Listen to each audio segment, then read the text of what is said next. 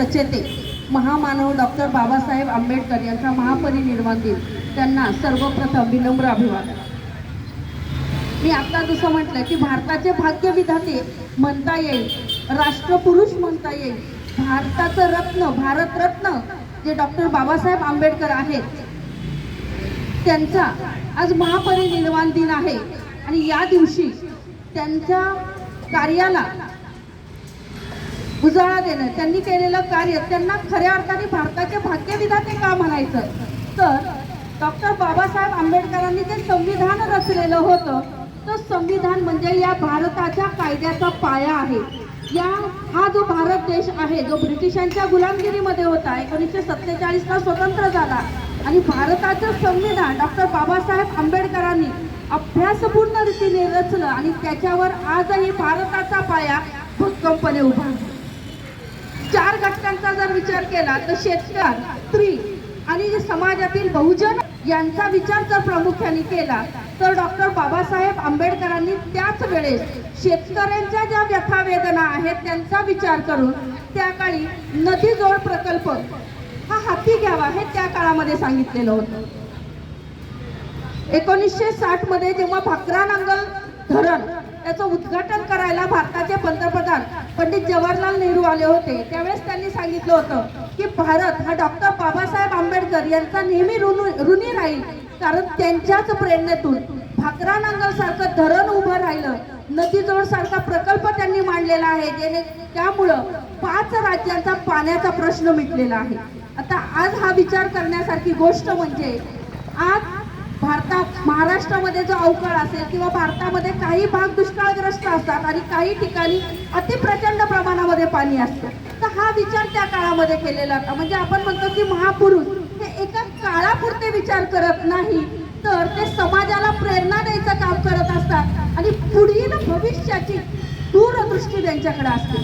ज्या great Britain देशाला आपण महान देश मानतो, त्या देशामध्ये 1958 सालापर्यंत स्त्रियांना मतदानाचा अधिकार नव्हता, पण भारत हा देश असा होता जिथे 1950 साली स्त्रियांना मतदानाचा अधिकार होता। आणि संविधानाची रचना होण्यापर्यंत जो 4थी पास आहे त्याला मतदानाचा अधिकार होता, पण डॉक्टर बाबासाहेब आंबेडकरांनी ज्याचं वय 18 वर्ष पूर्ण झालेलं आहे आणि जो या भारताचा नागरिक आहे त्याला मतदानाचा अधिकार दिला आणि आज ठामपणे आपण तो अधिकार बजावतो। म्हणून मला वाटतं की भारताचे भाग्यविधाते डॉक्टर बाबासाहेब आंबेडकर। दुसरी महत्वाचा घटक जो आहे, जे स्त्रिया झाला, शेतकरी झाला, कामगार वर्गांना 12 तास कामाचे होते, त्या कामाच्या 12 तासाचं डॉक्टर बाबासाहेब आंबेडकर यांनी 8 तासामध्ये रूपांतर केलं, कारण त्यांनी सांगितलं की इफेक्टिव्ह आणि इफिशियन्सी म्हणजे प्रामाणिकपणे आणि सक्षमपणे कामगार काम करू शकणार असेल तर 3.5 तास तो परिणामकारकपणे आणि 3.5 तास तो सक्षमपणे काम करेल, मधला 1 तास हा त्याला विश्रांतीचा असला पाहिजे। म्हणजे हा विचार करणारे आणि मग ते 3.5 आणि 1 तास विश्रांतीचा, 8 तास कामगाराचे, नाही तर कामगारांची पिळवणूक ही चालूच राहिलेली होती। असे डॉक्टर बाबासाहेब आंबेडकर, डॉक्टर महामानव, ज्यांनी मानवाला मानव म्हणून जगण्याचा अधिकार दिला। बहुजनांना आपण जर संविधानाची प्रास्ताविका जर सगळी पाहिली तर आपल्याला लक्षात येईल, केवळ समान संधी देऊन उपयोग नाही, तर संधीची समानता सुद्धा दिली पाहिजे, हा विचार फार महत्वाचा आहे।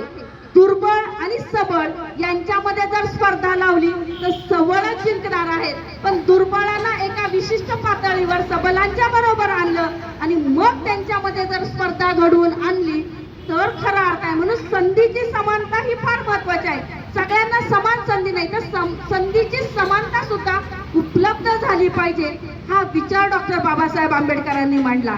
आणि त्यामुळं महामानव बोधिसत्व त्यांनी बुद्ध धर्माचा जो स्वीकार केला, त्यावेळेस त्यांना अनेक धर्माच्या सुद्धा विचारणा झाला की तुम्ही हा धर्म स्वीकारा, पण डॉक्टर बाबासाहेब आंबेडकरांनी शांतताप्रिय धर्म जो आहे तो बुद्ध धर्माचा त्यांनी स्वीकार केला। आणि त्याच काळामध्ये ज्या वेळेस त्यांनी हा धर्माचा स्वीकार केला त्यावेळेस अनेक अनुयायी त्यांच्या बरोबर होते, पण या धर्माचा स्वीकार करत असताना त्यांनी त्याही वेळेस सांगितले की भारत हे एक राष्ट्र आहे असं आपण म्हणतो, पण या भारतामध्ये विविध जाती धर्माचे लोक आहेत.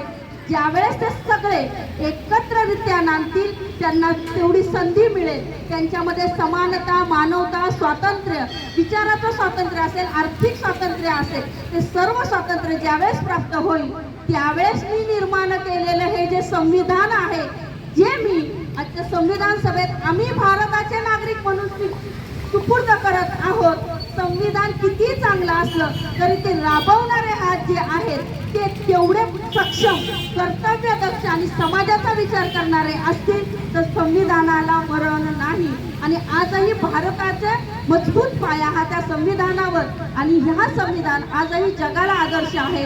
पुन्हा एकदा डॉक्टर बाबासाहेब आंबेडकरांना मी विनम्र अभिवादन करते आणि मला बोलण्याची व्यासपीठाचे आभार मानते.